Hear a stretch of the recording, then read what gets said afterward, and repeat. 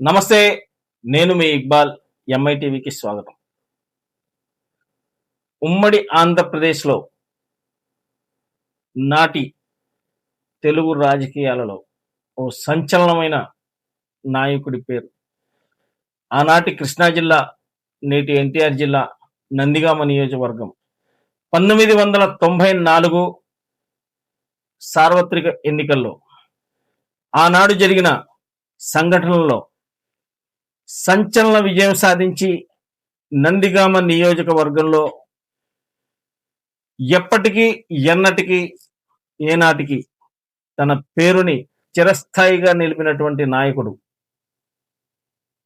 ఎన్నికలు ఎప్పుడు జరిగినా, ఎక్కడ ఏ విధంగా నందిగామ నియోజకవర్గంలో ఏ మూల మాట్లాడినా, రాజకీయం గురించి మాట్లాడినా, రాజసం గురించి మాట్లాడినా, అతని పేరు తలుచుకొని నాయకుడు లేడు, అతని గురించి మాట్లాడని రాజకీయం లేదు.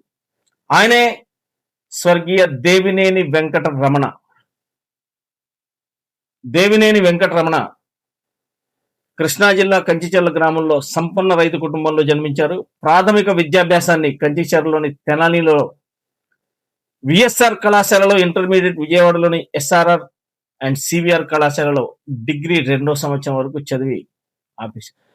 ఆనాటి పరిస్థితులకు అనుగుణంగా కుటుంబానికి చేదోడు వాదోడుగా తన జీవితాన్ని ప్రారంభించిన దేవినేని వెంకటరమణ దేవినేని నెహ్రూ అనుచరుడిగా రాజకీయ రంగంలో ప్రవేశించి 1994 నందిగామ శాసనసభ ఎన్నికల్లో పోటీ చేసి ఘన విజయం సాధించారు. అది ఒక చరిత్ర. ఆనాటి నందిగామ నియోజకవర్గంలో జరిగిన శాసనసభ ఎన్నికల్లో తెలుగుదేశం పార్టీ తరపున పోటీ చేసిన దేవినేని వెంకటరమణ పేరు రాష్ట్ర నలుమూలల ఎక్కడ విన్నా అదొక సంచలనంగా మారింది. టికెట్ కన్ఫర్మేషన్ చేసుకోవడమే ఒక చరిత్రగా నందిగామ నియోజకవర్గంలో ఈ రోజు కూడా చెప్పుకుంటూ ఉంటాం. దేవినేని వెంకటరమణ పేరు తెలియని రాజకీయ నాయకుడు లేడు.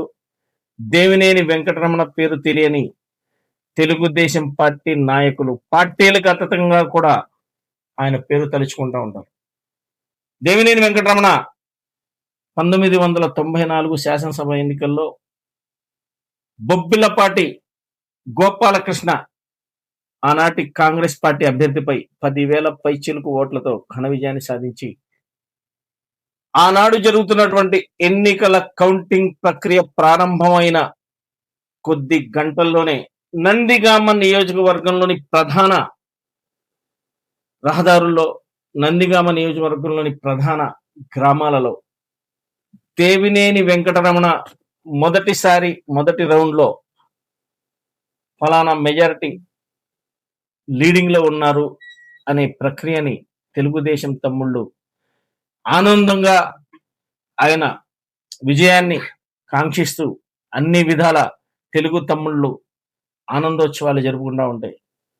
కొన్ని వర్గాలు నందిగామ నియోజకవర్గానికి ఏ రకమైనటువంటి నాయకుడు రాబోతున్నాడు, నందిగామ నియోజకవర్గాన్ని ఏ రకమైనటువంటి నాయకుడు సేవలు చేయడానికి రాబోతున్నాడు అనే నినాదాన్ని ప్రజల్లోకి తీసుకెళ్లారు.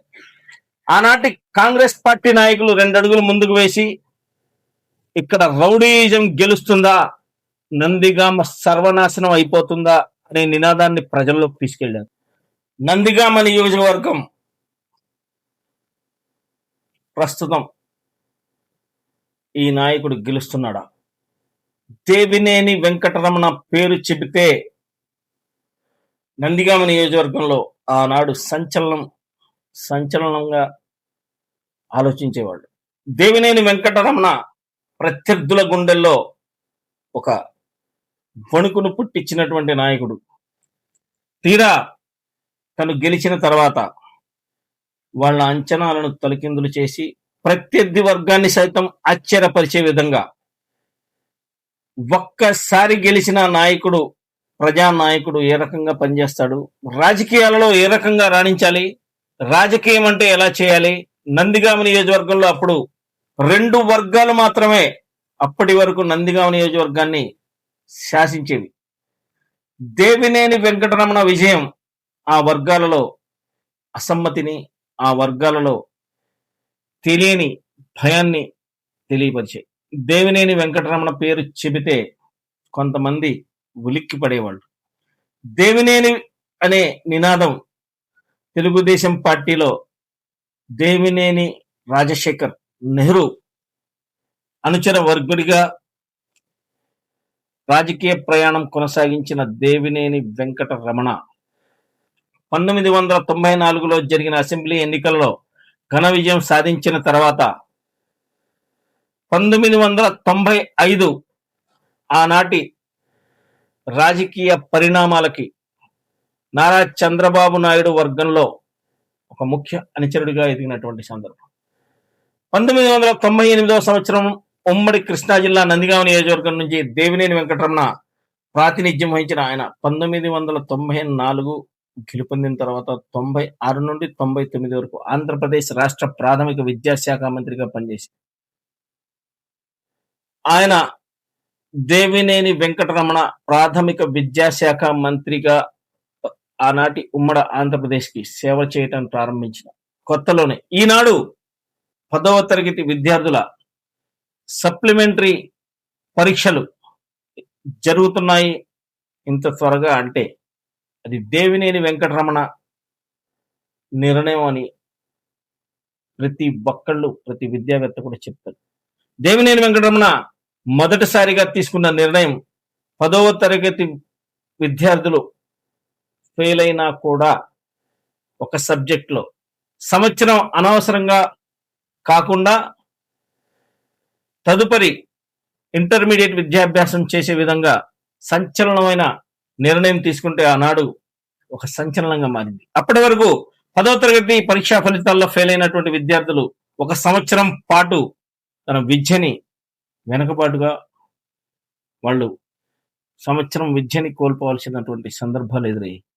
దేవినేని వెంకటరమణ తీసుకున్నటువంటి ఈ నిర్ణయం అప్పుడు విద్యా వ్యవస్థలో సంచలనం మారింది. అయితే ఆ నిర్ణయాన్ని వెనక్కి తీసుకునే విధంగా సంవత్సరం కాకుండా వెంటనే పరీక్షా ఫలితాలు వచ్చిన 1-2 నెలల వెంటనే సప్లిమెంటరీ పరీక్షలు పెట్టించి విద్యార్థులకు మరలా పరీక్షలు రాయించి ఆ పరీక్షల్లో ఉత్తీర్ణ అయినట్టుగా చేసినటువంటి సందర్భం ఈనాడు కూడా జరుగుతూ ఉంది. అది దేవినేని వెంకటరమణ నాయకత్వంలో దేవినేని వెంకటరమణ ప్రాథమిక విద్యాశాఖ మంత్రిగా జరిగినటువంటి సందర్భంలోనే. ఈ రకంగా నందిగామ నియోజకవర్గంలో 4 మండలాల్లో 72 గ్రామాలలో దేవినేని వెంకటరమణ ఒక మహానాయకుడిగా మిగిలిపోయారు. ఆయన పేరు తెలియనటువంటి రాజకీయ నాయకులు లేరు, ఆయన పేరు వినియోగించినటువంటి రాజకీయ నేతలు లేరు. 94 నుండి 2019 వరకు 2.5 దశాబ్దాలుగా తెలుగుదేశం పార్టీ అప్రతిహత విజయంలో దేవినేని వెంకటరమణ పేరు మారుమోగిపోతుంది. ఈనాడు కూడా 2024లో జరిగిన ఎన్నికల్లో దేవినేని వెంకటరమణ పేరు చెప్పకుండా ఓట్లు అడిగే నాయకులే లేరు. అది స్థానిక సంస్థల ఎన్నికలైనా లేదా అసెంబ్లీ ఎన్నికలైనా పార్లమెంట్ ఎన్నికలైనా ఎప్పుడు ఎన్నికలు జరిగినా నందిగామ నియోజకవర్గంలో దేవినేని వెంకటరమణ పేరు తలవకుండా దేవినేని వెంకటరమణ పేరు చెప్పకుండా తెలుగుదేశం పార్టీలో ఓట్లు అడిగే నాయకులే లేరు. అలాంటి నాయకుడు 1999 జూన్ 4 అకస్మాత్తుగా వరంగల్ జిల్లా ఘన్పూర్ విశాఖపట్నం నుంచి హైదరాబాద్ వెళ్తున్న గోదావరి ఎక్స్ప్రెస్ హైదరాబాద్కు సుమారు 110 కిలోమీటర్ల దూరంలో ఉన్న ఘన్పూర్ ఉప్పల్గూడ మధ్య తెల్లవారుజామున పట్టాలు తప్పడంతో కనీసం 8 మంది మృతి చెందగా 25 మంది గాయపడ్డారు. ఆ ప్రమాదంలో మరణించిన వారిలో ఆంధ్రప్రదేశ్ ప్రాథమిక విద్యాశాఖ మంత్రి దేవినేని వెంకటరమణ కూడా ఉన్నారు. ఏసీ ఫస్ట్ క్లాస్ కోచ్ లో ఇరుక్కుపోయిన మంత్రి మృతదేహాన్ని అదే రైలులో ప్రయాణిస్తున్న ఆయన సోదరుడు చంద్రశేఖర్ గుర్తించారు. అదే ఫస్ట్ క్లాస్ బోగిలో ఉన్న chief provident fund commissioner RS Kaushik, మంత్రి బంధువు సురేష్, ఆయన గన్మెన్లలో ఒకరు డ్రైవర్ కాంతారావు, ఒక నావికాదళ అధికారి భార్య, వీరందరూ కూడా మృతి చెందారు. మంత్రితో పాటు మరో 16 మంది ప్రయాణిస్తున్న ఆ భోగి ఉన్నటువంటి వ్యక్తులంతా నుజ్జైన ఏసీ ఫస్ట్ క్లాస్ కోచ్ ను తెరిచేందుకు చాలా ప్రయత్నాలు చేసి ఆ కోచ్ను తెరిచారు. రైల్వే వర్గాలు అనేక రకాలుగా కష్టపడి దేవినేని వెంకటరమణ మృతదేహాన్ని వెలికి తీశాయి. స్టేషన్ ఘన్పూర్ దాటిన తర్వాత సరిగ్గా వెల్డింగ్ చేయని కప్లింగ్ కారణంగా రైలులోని 14 బోగీల నుండి ఇంజన్ విడిపోయిందని, ఇంజన్ డ్రైవర్ తర్వాతి స్టేషన్లో రైలును ఆపి సహాయం కోసం కేకలు వేశాడని మరో కథనం. ఏసీ ఫస్ట్ క్లాస్ కోచ్ ఈ పట్టాలు తప్పిన ప్రమాదాన్ని ఎక్కువగా ఎదుర్కోవాల్సి వచ్చింది. ఫస్ట్ క్లాస్ కోచ్ సుమారు 3 అడుగుల లోతులో పాక్షికంగా కూరుకుపోవడం వలన దీన్ని సహాయ చర్యలు కష్టమయ్యాయని సెకండ్ క్లాస్ ఏసీ కోచ్ లో ఒకదానిలో ఉన్న టికెట్ చెక్కర్ పివి రంగారావు ఆనాడు తెలియజేశారు. ఏ ప్రియదర్శిని ఉదయం 6 గంటల వరకు కంపార్ట్మెంట్ లోని ప్రజలు ఆనాడు సహాయం కోసం కేకలు వేశారని, ఆ తర్వాత అందరూ నిశ్శబ్దమయ్యారని చెప్పారు. ప్రమాదం తెల్లవారుజామున సుమారు 3 గంటల ప్రాంతంలో జరగడంతో చాలా మంది ప్రయాణికులు నిద్రపోతున్నారని, రాబోయే విపత్తు గురించి వారికి తెలియదని జనరల్ కంపార్ట్మెంట్ లోని ప్రయాణికుడైన రామకృష్ణ మాట్లాడుతూ భయంకరమైన శబ్దం ఒకటి వచ్చిందని, ప్రయాణికులు తమ బెర్త్ నుండి ఎగిరి పడ్డారని, కోచ్ మొత్తం పూర్తిగా చీకట్లో మునిగిపోయిందని చెప్పారు. ఇంజన్ డ్రైవర్ సకాలంలో హెచ్చరించకపోయి ఉంటే ఈ ప్రమాదం మరింత జరిగేదని ఆనాడు కథలుగా అన్ని వార్తాపత్రికల్లో చెప్పారు. గోదావరి ఎక్స్ప్రెస్ ను వెనక నుండి ఢీకొట్టే ప్రమాదం నుండి ఆ రకంగా ఆ డ్రైవర్ కాపాడానని, ఆనాటి ముఖ్యమంత్రి నారా చంద్రబాబు నాయుడు ప్రమాద స్థలాన్ని విమానంలో చేరుకొని కృష్ణా జిల్లాలోని ఆయన స్వగ్రామమైన కంచిక్చర్ల మంత్రి పార్థివదేహాన్ని తరలించేందుకు అన్ని ఏర్పాట్లు చేసినట్టు అక్కడ ఆ సహాయక చర్యలు పాల్గొన్న ప్రతి ఒక్కళ్ళు అధికారులు తెలియజేశారు. దేవినేని వెంకటరమణ పేరు నందిగామ నియోజకవర్గంలో చిరస్థాయిగా నిలిచిపోతుంది. ఒక దేవినేని వెంకటరమణ రావటం ఒక చరిత్ర అయితే, పోవటం చరిత్రకి తిరగరాసినటువంటి చరిత్రలో మిగిలిపోయేటటువంటి నాయకుడిగానే మిగిలిపోయాడు. దేవినేని వెంకటరమణ పేరు నందిగామ రాజకీయాలలో సువర్ణ అధ్యాయం.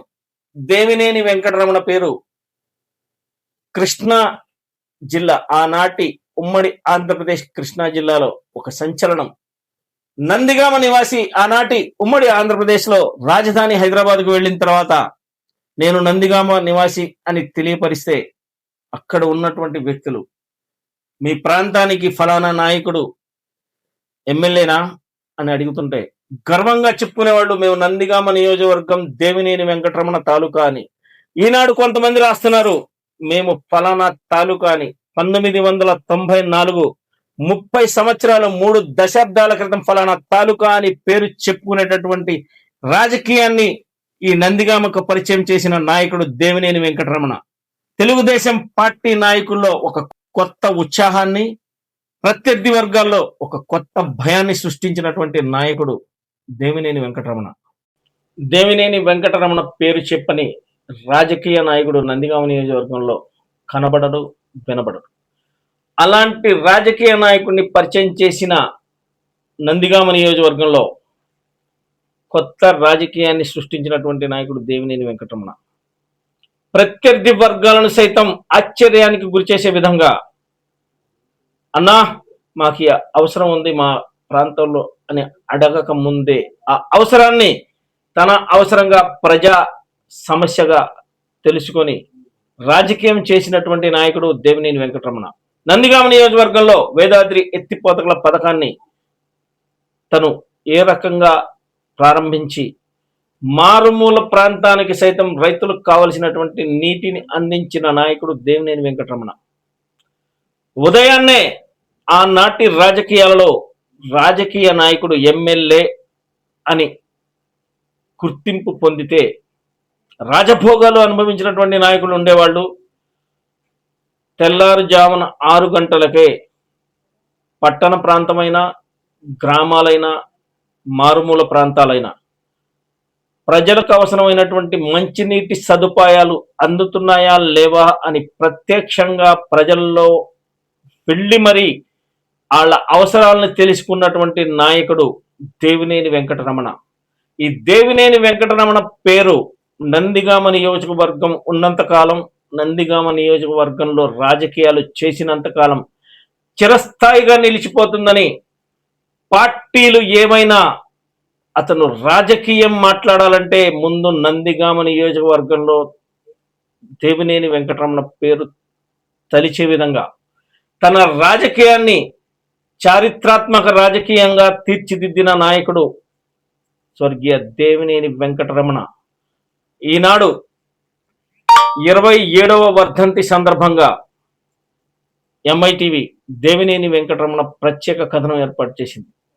దేవినేని వెంకటరమణ పేరు తెలియని నాయకుడు నందిగామ నియోజకవర్గంలోనే కాదు, తెలుగుదేశం పార్టీలోనే లేరంటే అతిశయోక్తి కాదు.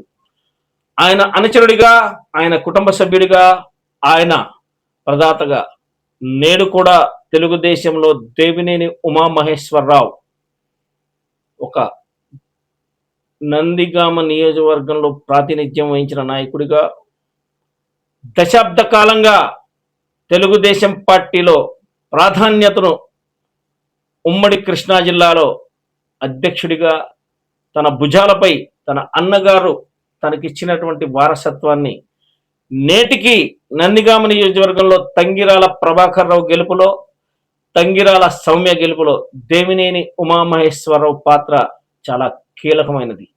దేవినేని వెంకటరమణ పేరు చెబితే తెలుగుదేశం పార్టీ నాయకులు ఎవరైనా సరే దేవినేని వెంకటరమణకి సంబంధించిన వ్యక్తిగానే చూస్తారు. దేవినేని వెంకటరమణ సంబంధించిన కుటుంబ సభ్యులు మరలా ఇంకొక 3 దశాబ్దాల తర్వాత అయినా సరే వాళ్ళ కుటుంబానికి సంబంధించిన పిల్లలు ఎవరైనా నందిగామ నియోజకవర్గంలో శాసనసభ్యులుగా పోటీ చేస్తున్నారని తెలిస్తే రానున్న రోజుల్లో అయినా సరే, నేడైనా సరే ప్రజలు ఊహించినటువంటి స్పందనని ప్రజానికం ఇస్తుందని నందిగామలో ఉన్నటువంటి ప్రతి ఒక్కళ్ళు, రాజకీయ నాయకులు, యువకులు, యువనేతలు, ప్రతి అంశం తెలిసిన అంశమే. అది 3 దశాబ్దాల తర్వాత అయినా సరే, రానున్న రోజుల్లో అయినా సరే నందిగామ నియోజకవర్గంలో దేవినేని వెంకటరమణ కుటుంబ సభ్యుణ్ణి నేను, దేవినేని వెంకటరమణ కూతుర్ని నేను అని ఆ పదం పలికిన మరుక్షణం నందిగామ నియోజకవర్గం హర్షధ్వానాలతో మారుమోగిపోతుంది. నందిగామ నియోజకవర్గంలో కని విని ఎరుగని రీతిలో అవతల పక్క ఏ ప్రత్యర్థి పార్టీ వాళ్ళైనా సరే డిపాజిట్లు కోల్పోవటానికి రెడీగా ఉండాల్సిందేననే సంకేతాలు పంపిస్తుంది. That is Devineni Venkataramana. నందిగామ నియోజకవర్గంలో చరిత్ర తిరగరాయాలన్నా, చరిత్రను సృష్టించాలన్నా అది దేవినేని వెంకటరమణ మాత్రమే. చూస్తా ఉండండి ఎంఐటీవీ. మీకు ఇలాంటి అనేక కార్యక్రమాలు తెలియపరుస్తూ ఉంటాం.